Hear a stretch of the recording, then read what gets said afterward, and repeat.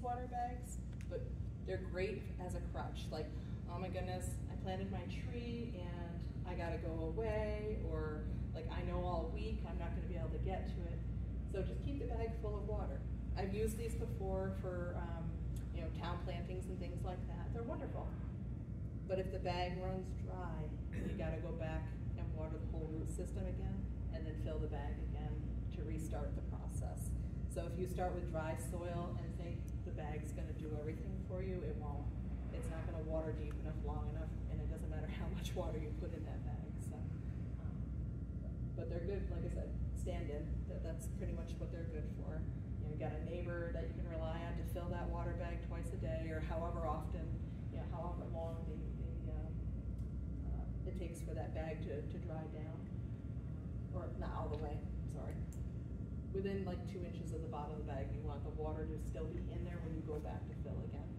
You know, if that bag does empty, go back out and just re-water the whole root ball again. So they are good. So here's that beautiful root system. I did not draw this. It's much nicer than my watering. I borrowed this from a friend. Truly borrowed it, I asked, I promise.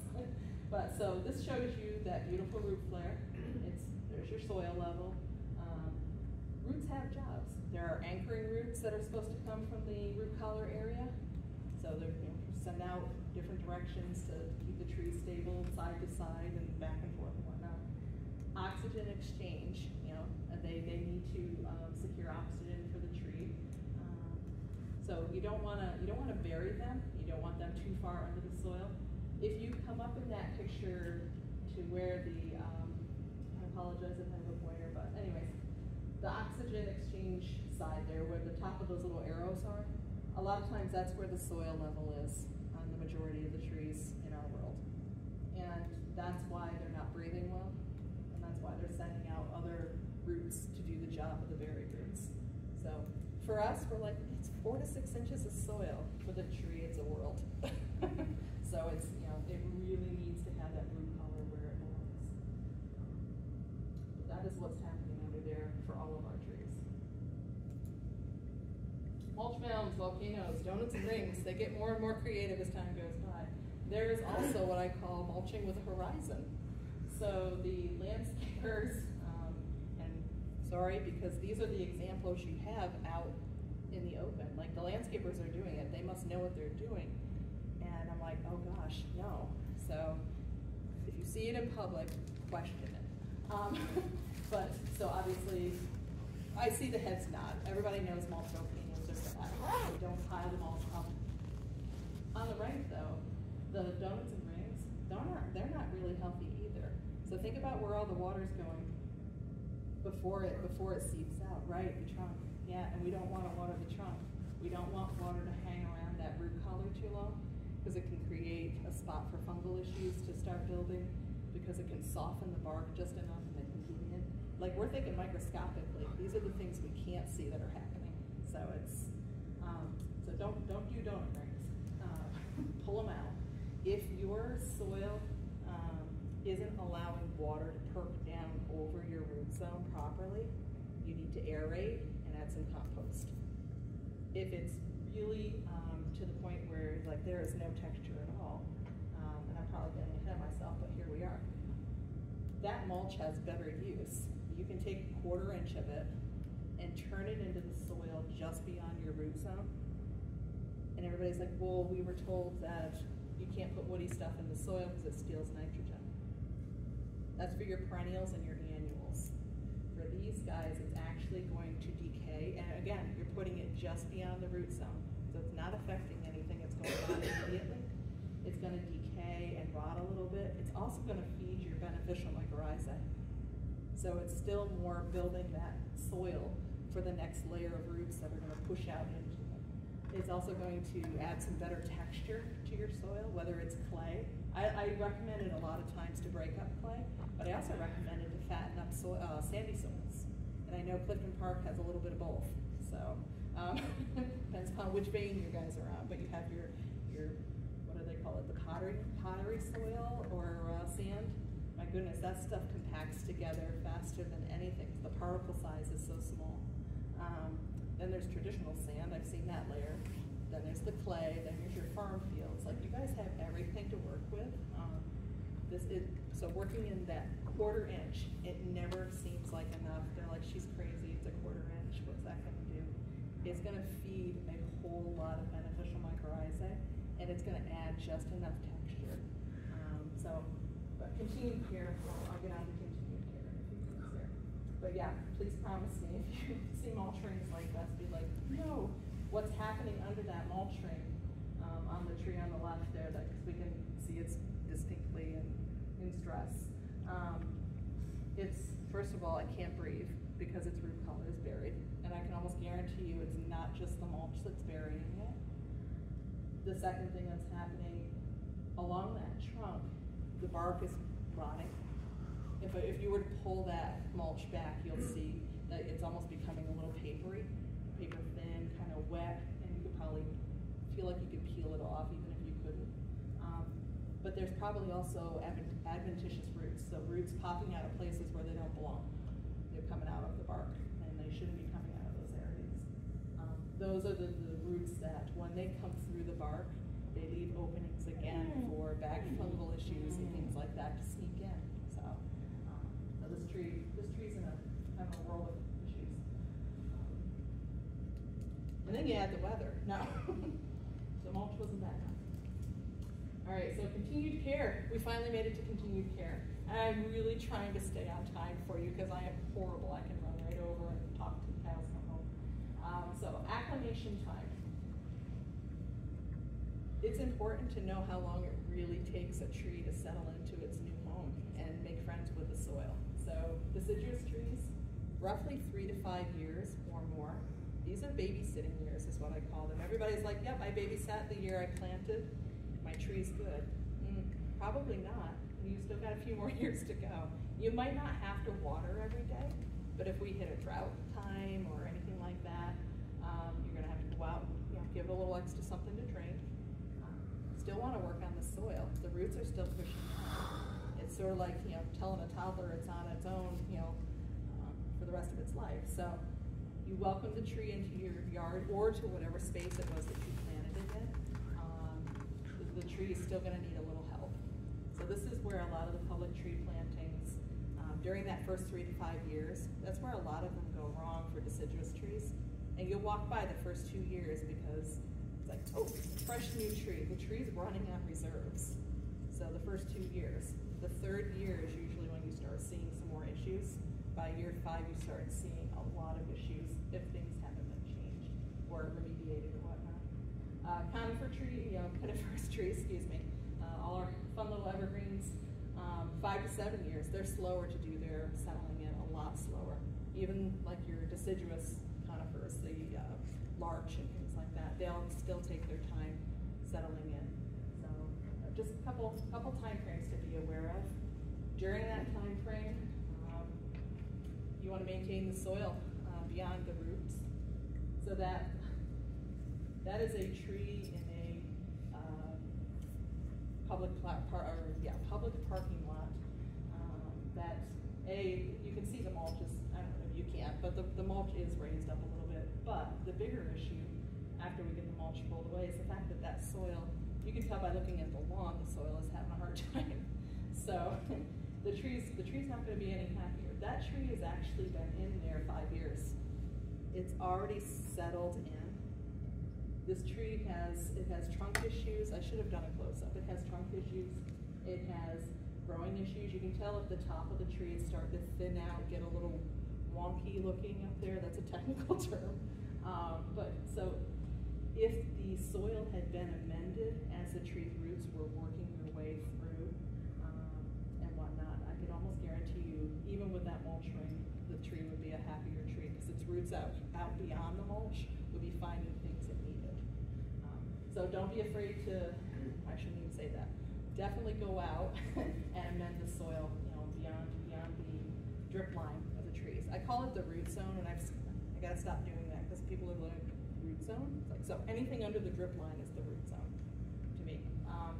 So beyond the root zone, you want to do some aerating.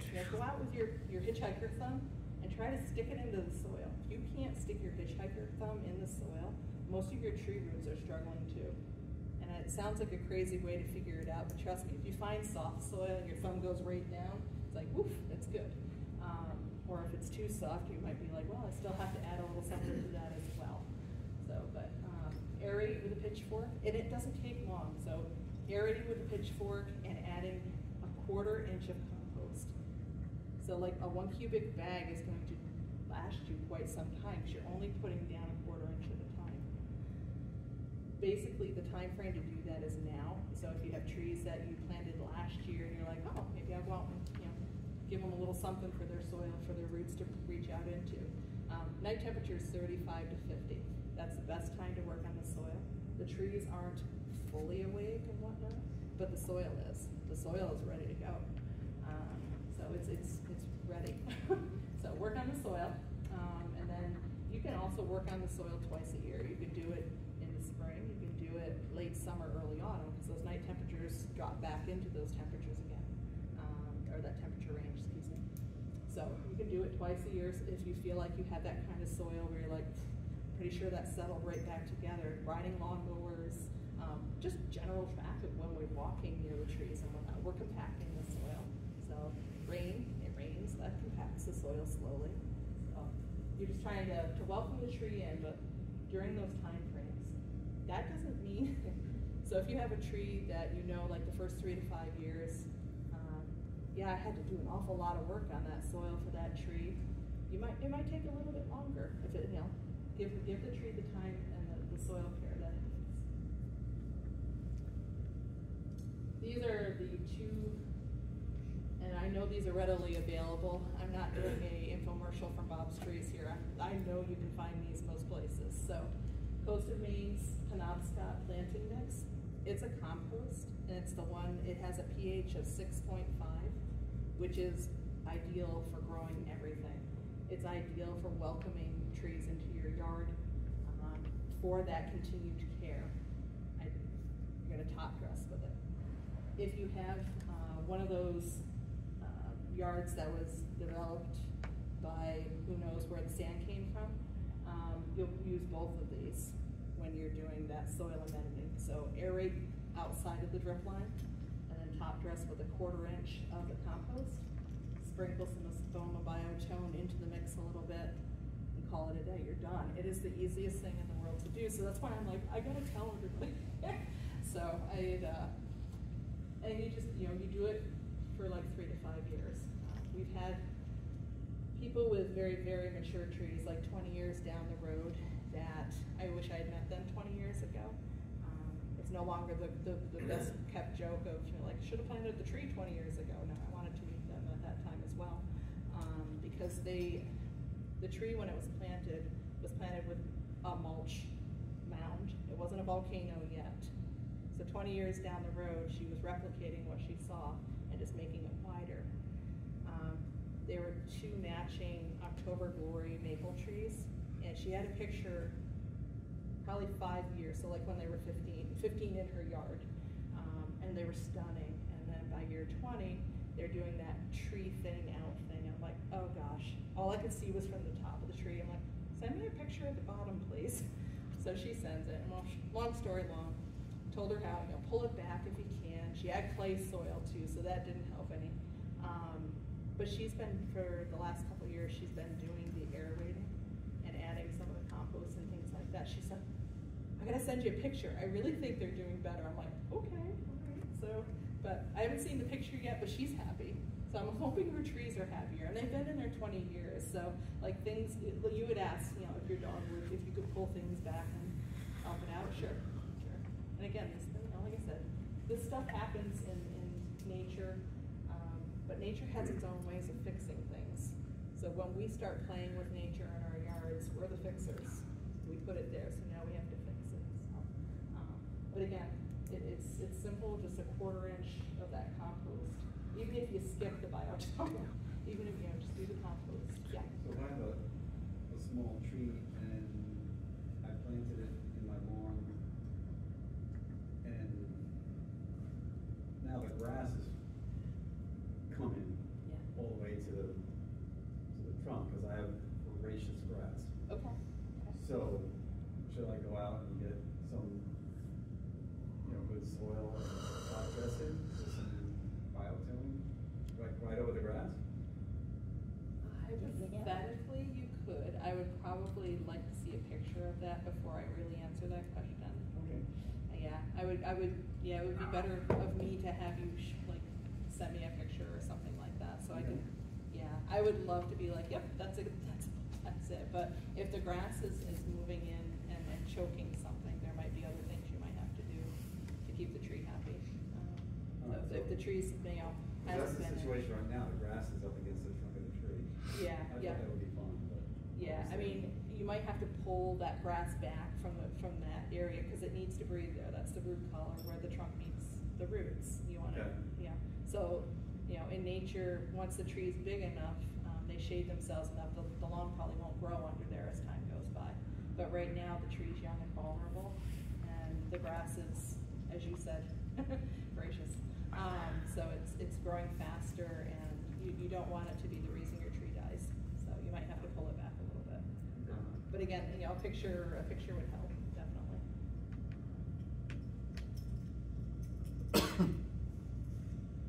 All right, continue here. We talked about watering a little bit during your drought times.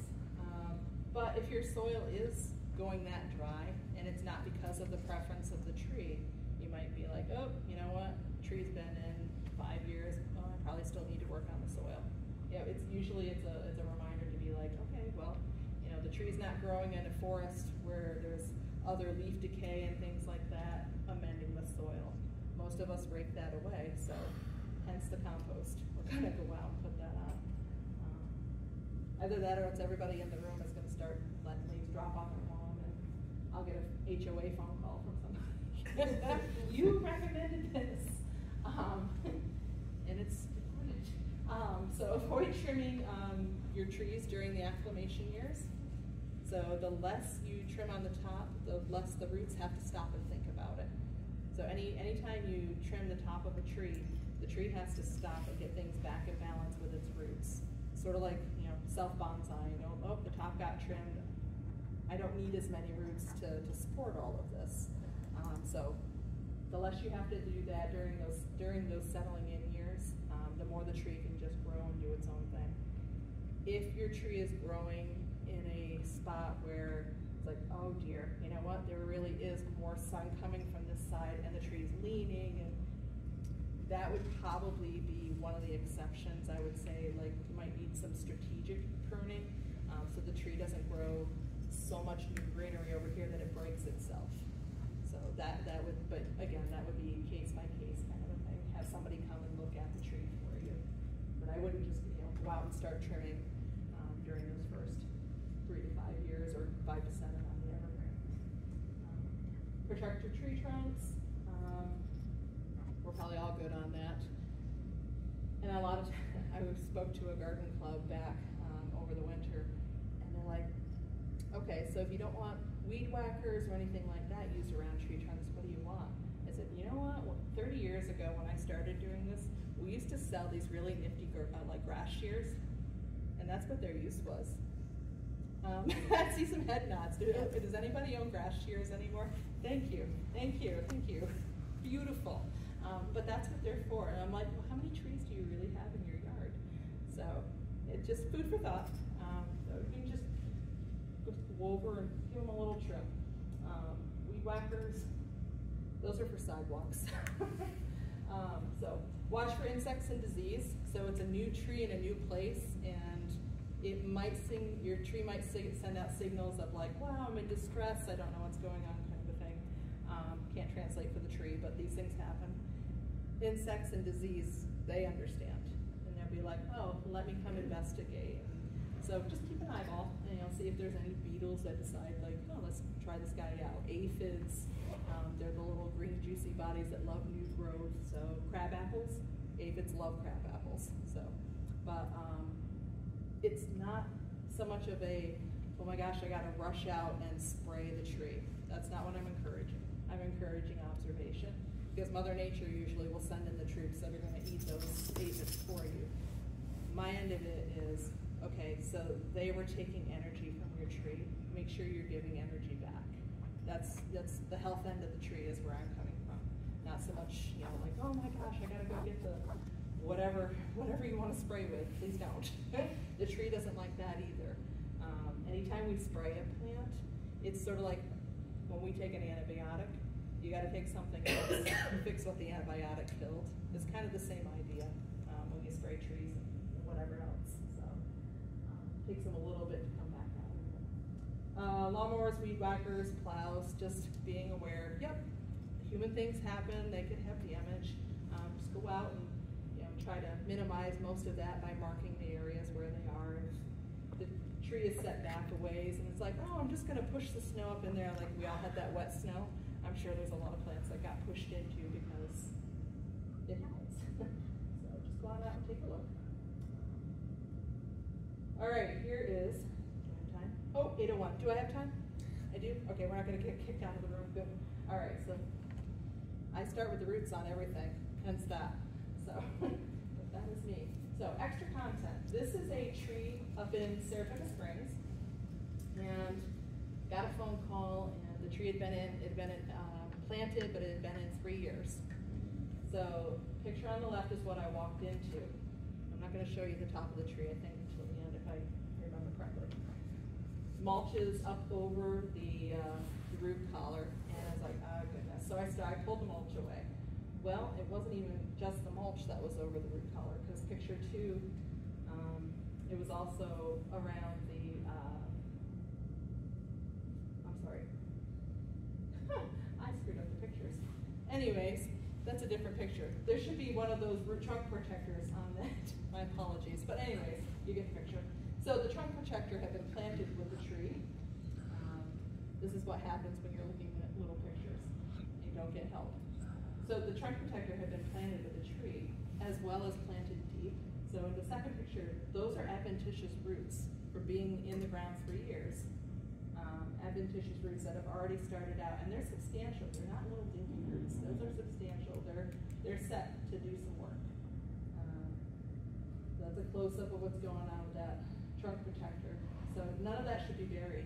When you see the trunk protectors on the trees, they sit on the top of that root ball, so you can just imagine how much of that root ball is buried. It is, I mean, it's down. And that's my 8-inch trowels shoved in the ground. The 8-inch part is mostly, you can't see it. So I was still digging. They allowed me to dig. I'm right there. It's over by the, not too far from the racetrack. They're like, dig away, do what you gotta do. So, and it was August. It was great. So anyways, I had to cut the trunk protector out because I didn't want to mess with the roots too much. So this is a crab apple, by the way. I don't know if you can tell on the trunk though, but up toward the top, there's some stress cracks. And so that's something else you'll see on trees with buried root collars. And it's because of uneven water, uneven air exchange, all that fun stuff is happening. So you start getting uneven growth and you get popping. It's like an incredible Hulk pop. So just the next few steps while I got the trunk protector off. But now I'm still digging to find the root collar. So I'm still digging under those adventitious roots, but you can see the damage that they're doing to the trunk as they're popping out of it. So this is what's happening underneath the soil if they're buried too deep and the mulch. So I guess that's where I stopped the show. But that's 3 years in the ground. It happens fast for some trees. What happens next from that is where the next picture is going to go. So as that tree continues putting out those adventitious roots, from underneath as well as from that location is where the suckering comes out of. So if you were to dig down to see where the suckering is coming from, it comes from new root collar, because that's what the tree is trying to do. It's trying to make up for its predicament with a new root collar, as well as old root collar. So this is another parking lot, and I'm hoping, I'm not a very good picture taker here. Photography is, I play with plants. But anyways, but you can see the suckering, and there's a lot of it. That tree is probably, at its tippy top, it's 10 feet tall. It's not a big tree, so the suckering is almost as tall as half of the tree at this point. Again, buried in mulch, again, buried root color. I saw when these trees went in, and that's not because I was there when they were planting it, or else I would have said something. I found it afterwards. But anyways, but yeah, the awkward branch growth on the top, you know, there's like this weird branch sticking off to the side. The branches aren't sturdy enough to hold their own berries. That's excessive berry production, even for that variety of crabapple.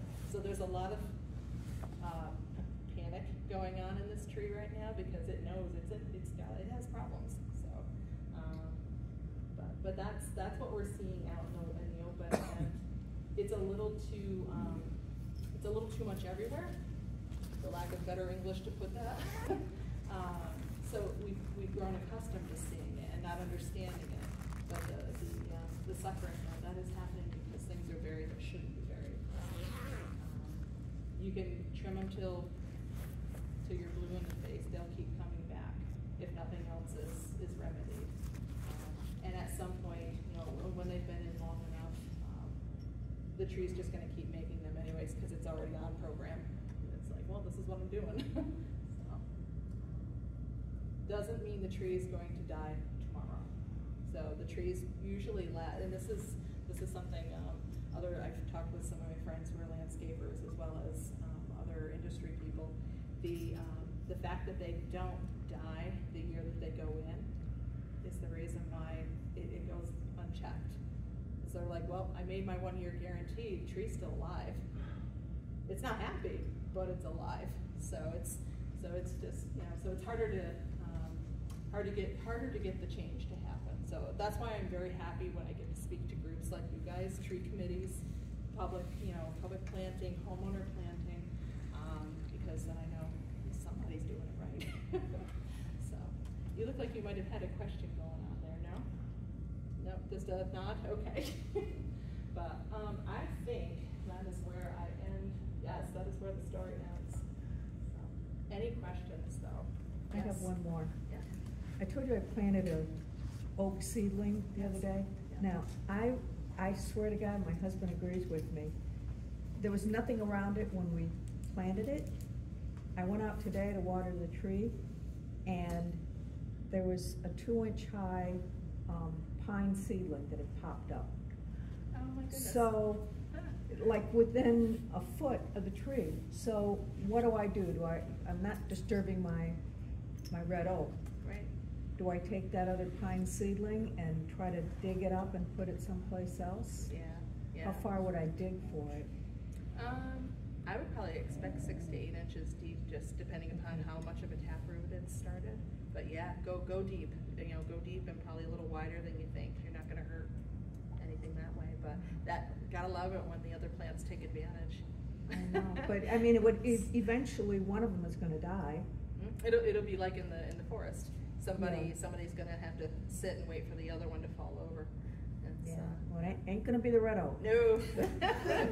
Yeah, and usually the pines are faster growing, so it would probably shade the oak. It wasn't there, and then it was. Yeah, no, they're very fast, so it would probably be the oak waiting for the pine to kick over. Yeah. So yeah. Okay, thank you. Absolutely. Cool. Yes. Yeah.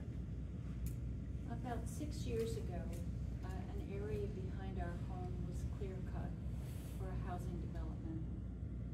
And to make matters worse, the soil was moved so that there's sort of a green mountain behind my home now. Yeah. And then it stopped. In response to that, I thought I would plant some green thuja, which I was told really grow very quickly. Okay. What I didn't account for is the forest canopy. So behind my home, there's about 75 yards of oak and maple, and I had planted them interspersed. Well, they haven't grown 2 feet a year like they're supposed to because there's a forest canopy.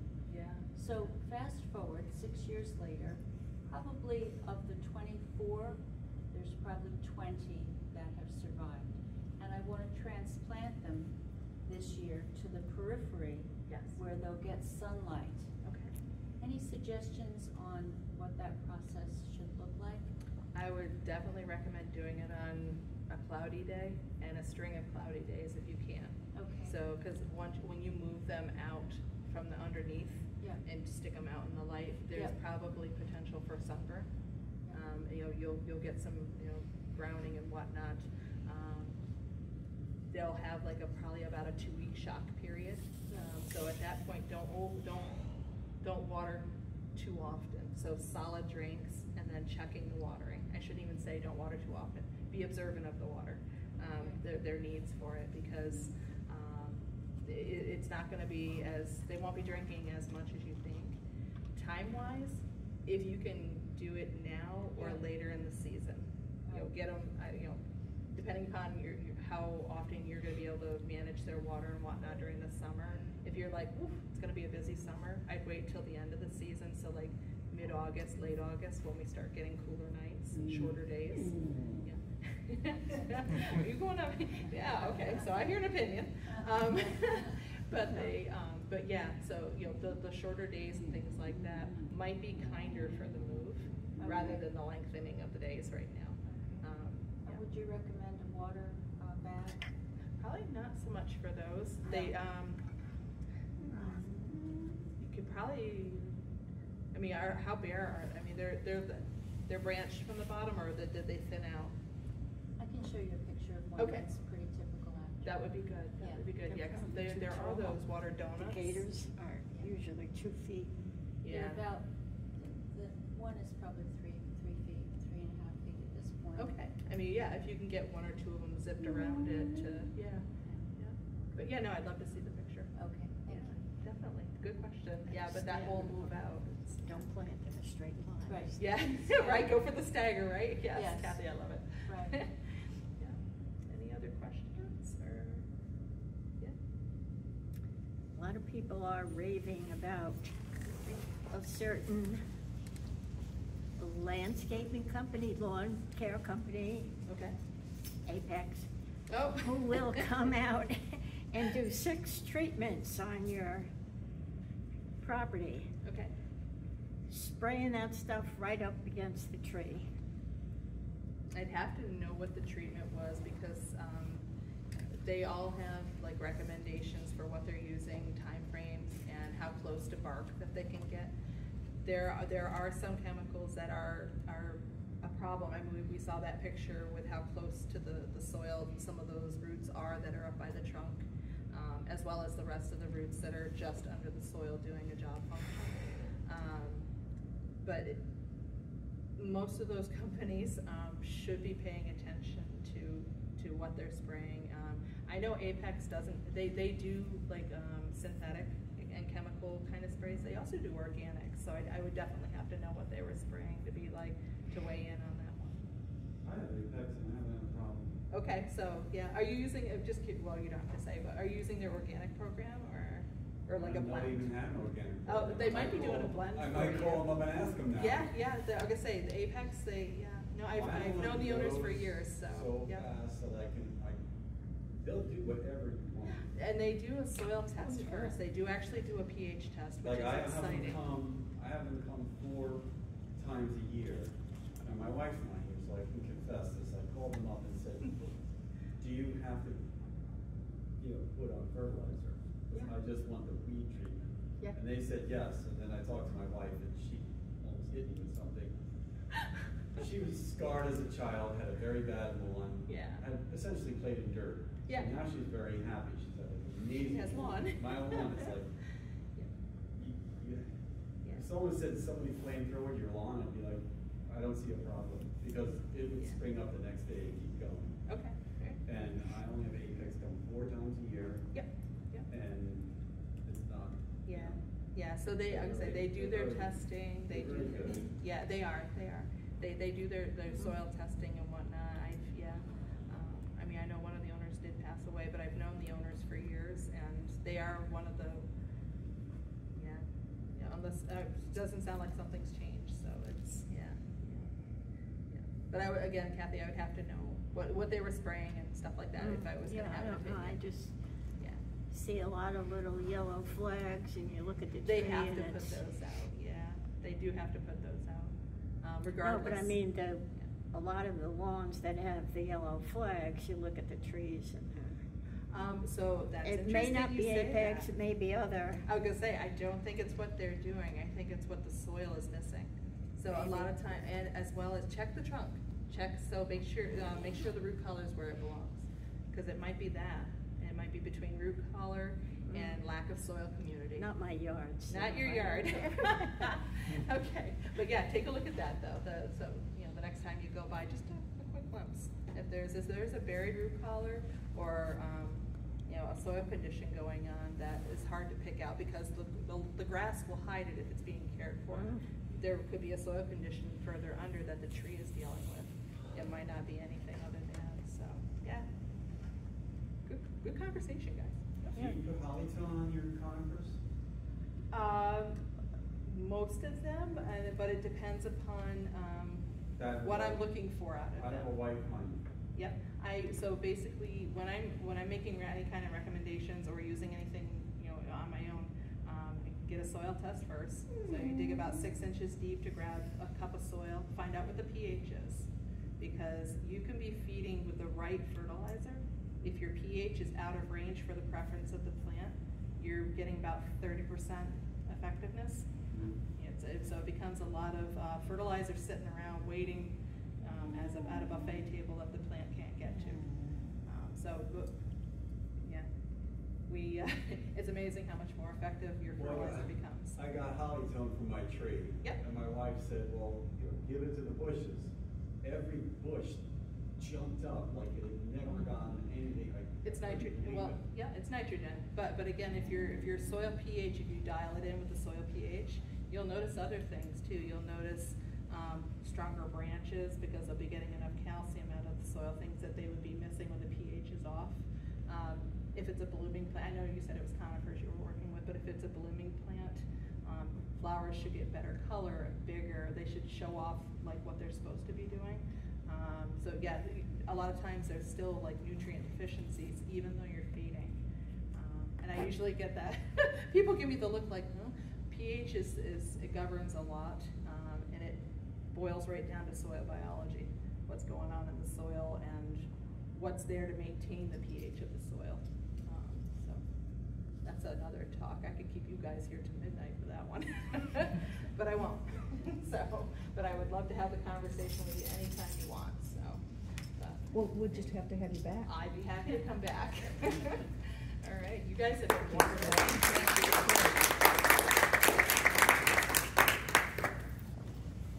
When you leave, there are Arbor Day posters. We'd love if you take one.